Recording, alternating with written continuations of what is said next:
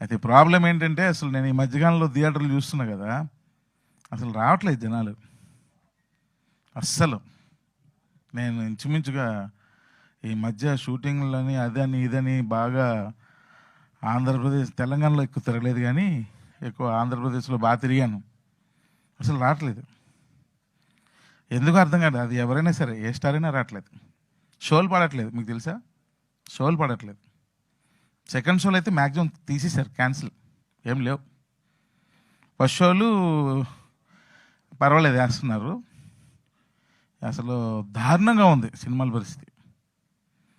నేను అంటే ఇది ఏదో చెప్పడం కదా, నేను స్వయంగా నా కళ్ళతో చూసా వెళ్ళి థియేటర్కి వెళ్ళి.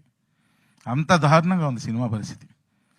ఇలాంటి సిచ్యువేషన్లో ఇంతమంది కొత్త వాళ్ళని పెట్టుకొని తీసిన సినిమా రిలీజ్ చేయాలంటే అసలు భయం వేసేస్తుంది.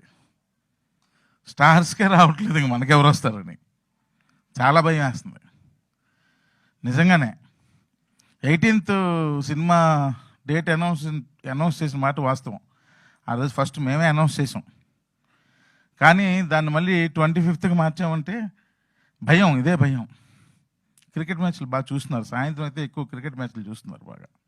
అంటే ఇది నిజాలండి, అబద్ధాలు కాదు.